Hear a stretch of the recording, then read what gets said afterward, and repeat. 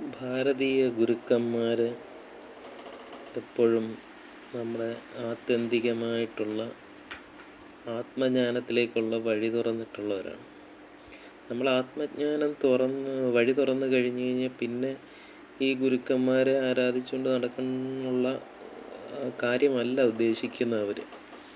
നമ്മൾ ആത്മജ്ഞാനത്തിലൂടെ നമ്മുടെ ബോധപരിണാമത്തിലൂടെ നമ്മുടെ വ്യക്തിത്വപരമായിട്ടുള്ള വികാസം സംഭവിക്കുക എന്നുള്ളതാണ് ഉദ്ദേശിച്ചിരിക്കുന്നത്. അല്ലാതെ ഈ ഗുരുക്കന്മാരുടെ പേരെടുത്ത് പറഞ്ഞ് ഞാൻ ഇന്ന ആളുടെ ശിഷ്യനാണ് എന്നൊക്കെ പറഞ്ഞ് നടക്കേണ്ട ആവശ്യമില്ല. കാര്യം നമ്മൾ വളരാൻ വേണ്ടിയിട്ടുള്ള വഴികളായിട്ട് തീർന്നിട്ടിരിക്കുന്ന വ്യക്തികളാണ് ഇവരെല്ലാം എന്നും പറഞ്ഞ് ഈ പറയുന്ന ഫോട്ടോയിൽ കാണുന്ന ആൾക്കാർ മാത്രമല്ല നമ്മുടെ ഗുരുക്കന്മാരായിട്ട്. നമ്മുടെ അക്ഷരം പഠിപ്പിച്ച വ്യക്തികൾ മുതൽ നമ്മുടെ മാതാപിതാക്കൾ ഉൾപ്പെടെ നമുക്ക് പ്രധാനപ്പെട്ട പല കാര്യങ്ങളും പറഞ്ഞു തന്നിട്ടുള്ള നമ്മളെക്കാൾ ചെറിയ ആൾക്കാരെന്ന് പറഞ്ഞാൽ പ്രായത്തിൽ കുറഞ്ഞ ആൾക്കാർ, നമ്മുടെ കൂടെ ജോലി ചെയ്തവർ, നമ്മുടെ കൂടെ പഠിച്ചവർ, നമ്മുടെ വിദ്യാഭ്യാസം ചെയ്തവർ, അതുപോലെ നമ്മുടെ സുഹൃത്തുക്കളായിട്ടിരുന്നവർ, ഇവരെല്ലാം നമ്മൾക്ക് ഓരോ വഴികാട്ടികളായി തീർന്നിട്ടുണ്ട്. അവരെല്ലാം നമുക്ക് ഗുരുക്കന്മാരാണ്. അതുപോലെ തന്നെ പ്രകൃതിയിലെ വസ്തുക്കളും ഗുരുക്കന്മാരാണ്. അത് ഈ മരങ്ങൾ, ചെടികൾ, പൂക്കൾ, ഇതെല്ലാം ജീവജാലങ്ങൾ, അവരുടെ ഓരോ പ്രവർത്തനങ്ങൾ, ഇതൊക്കെ നമുക്ക് ഗുരുവായി തീർന്നിട്ടുള്ളതാണ്.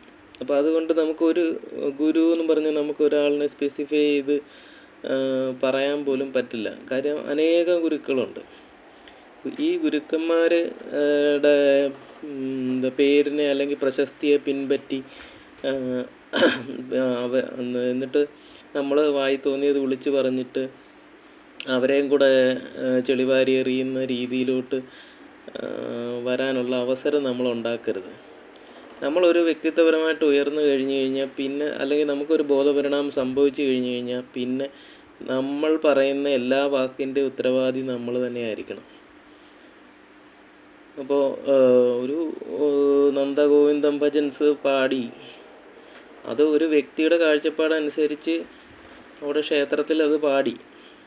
പക്ഷെ ക്ഷേത്രത്തിൽ പള്ളിയിൽ പാടാൻ പറ്റുമോ എന്നുള്ളതും, ഈ പറയുന്ന ക്ഷേത്രത്തിൽ പാടിയതുപോലെ പള്ളിയിൽ പോയി പാടാൻ ഇവരെയൊക്കെ അനുവദിക്കുമോ എന്നുള്ളതും ഈ നന്ദഗോവിന്ദം ഭജൻസുകാർ ആലോചിക്കേണ്ട ഒരു വസ്തുതയുണ്ട്.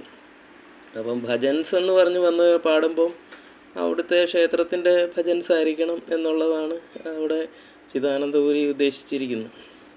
അപ്പം അദ്ദേഹത്തിൻ്റെ അഭിപ്രായം മാത്രമാണ് എനിക്ക് ഇച്ചിരി കൂടെ നല്ലൊരു വ്യക്തതയുള്ളൊരു അഭിപ്രായമായിട്ട് എനിക്ക് തോന്നിയത്. അപ്പോൾ നമ്മൾ എന്തെങ്കിലും വിളിച്ച് പറയുന്നുണ്ടെങ്കിൽ നമ്മുടെ ഗുരുക്കന്മാരുടെ പേരും കൂടെ നമ്മൾ വെച്ചിട്ട്, നമ്മൾ നേരത്തെയൊക്കെ പറഞ്ഞിട്ടുള്ള പല അഭിപ്രായങ്ങളിലും ഇന്ന ഗുരുവിൻ്റെ കീഴിലാണ് ഞാനെന്നൊക്കെ പറയുന്നതിൽ അവർക്കൂടെ മോശം തട്ടാനുള്ള സാധ്യതയുണ്ട്. അപ്പം നമ്മൾ വളർന്നു കഴിഞ്ഞ് കഴിഞ്ഞാൽ, നമ്മൾ ഒരു വഴിത്തിരിവിലെത്തിക്കഴിഞ്ഞ് കഴിഞ്ഞാൽ പിന്നെ നമ്മൾ പറയുന്ന നമ്മുടെ അഭിപ്രായങ്ങളുടെ എല്ലാ ഉത്തരവാദി നമ്മൾ തന്നെ ആയിരിക്കണം എന്നുള്ളത് ഏറ്റവും പ്രധാനപ്പെട്ട ഒരു കാര്യമാണ്. അപ്പോൾ അത് പറയുന്നതിന് വേണ്ടിയിട്ടാണ് ഈ വീഡിയോ ചെയ്തത്.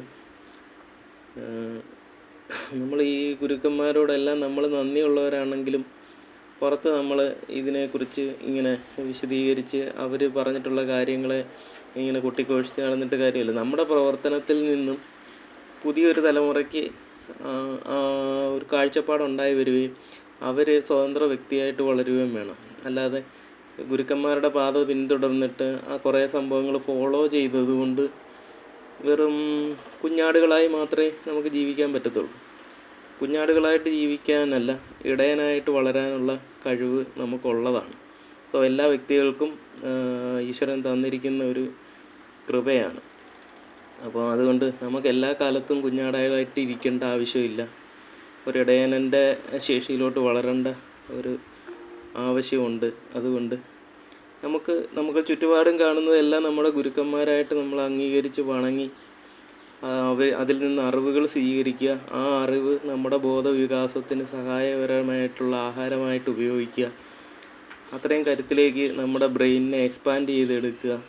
അതിനെന്തൊക്കെ ചെയ്യാമോ, നമുക്ക് നല്ല ഭക്ഷണം കഴിക്കണം, ആരോഗ്യകരമായിട്ടിരിക്കണം എന്നീ കാര്യങ്ങൾ ചെയ്തെങ്കിൽ മാത്രമേ നമുക്ക് ബോധപരിണാമമോ ബോധവികാസമോ സംഭവിക്കത്തുള്ളൂ. അപ്പോൾ അതിന് വേണ്ടിയിട്ട് സ്വസ്ഥമായിട്ടുള്ളൊരു ശാന്തമായിട്ടുള്ളൊരു കാഴ്ചപ്പാടോടുകൂടി ശാന്തമായിട്ടുള്ളൊരു നിലയിൽ നിന്നെങ്കിൽ മാത്രമേ ഇതൊക്കെ സംഭവിക്കത്തുള്ളൂ. നമ്മൾ വിമർശനങ്ങളും ഒക്കെ ആയിട്ട് നടന്നതുകൊണ്ട് കാര്യമില്ല. പക്ഷേ ഹിന്ദുത്വം നിലനിൽക്കേണ്ട ഒരു ആവശ്യമുണ്ട്. കാര്യം ഈ ഹിന്ദു മതത്തിന് മാത്രമേ ഉള്ളൂ സ്വന്തമായിട്ടൊരു ആത്മീയ കാഴ്ചപ്പാട് ഉണ്ടാക്കിയെടുക്കാൻ ശേഷിയുള്ളൊരു മതം. അത് മാത്രമേ ഉള്ളൂ. നമ്മുടെ അനുഭവത്തിൽ ഞാൻ ഒരുപാട് കാര്യങ്ങൾ പഠിച്ചതിൽ നിന്നും കേട്ടതിൽ നിന്നുമൊക്കെ മനസ്സിലാക്കിയിട്ടുള്ള കാര്യം ഒരു ഹിന്ദുമതത്തിന് മാത്രമേ ആ ശേഷിയുള്ളൂ. അപ്പോൾ ഹിന്ദുമതം നിലനിൽക്കേണ്ടതൊരാവശ്യമാണ്. അതുകൊണ്ട് ഹിന്ദുത്വം അതിനൊരു മറയായിട്ട് അല്ലെങ്കിൽ ഹിന്ദുത്വം എന്നുള്ള ഒരു രീതിയിൽ നമ്മൾ നിന്നെങ്കിലേ ആ ഹിന്ദുമതം നിലനിൽക്കത്തുള്ളൂ. അല്ലെങ്കിൽ ഇതുപോലുള്ള ക്ഷുദ്രമായിട്ടുള്ള പ്രവർത്തനങ്ങൾ കൊണ്ട് നമുക്കത് നഷ്ടപ്പെടുന്നത്. സ്വതന്ത്ര കാഴ്ചപ്പാടിലേക്ക് വളരാനുള്ളൊരു വഴിയാണ് ശരിക്കും ഹിന്ദു മതം കൊണ്ട് ഉദ്ദേശിക്കുന്നത്. അപ്പോൾ അതിന് ഉള്ള ശേഷിയിലോട്ട് നമ്മളെ കൊണ്ടുവരിക എന്നുള്ളതാണ് ഏറ്റവും പരമപ്രധാനമായിട്ടുള്ള ഉത്തരവാദിത്തം. അത് ഓരോ വ്യക്തിയിലും അധിഷ്ഠിതമായിട്ടുള്ള ഉത്തരവാദിത്തമാണ്. അപ്പം അത് പഠിക്കാനുള്ള വഴികൾ നമ്മൾ നോക്കുക, നമ്മുടെ അറിവിനെ വികസിപ്പിക്കുക, അറിവില്ലായ്മയിൽ നിന്നും അറിവിലേക്ക് വളർന്നു വരിക.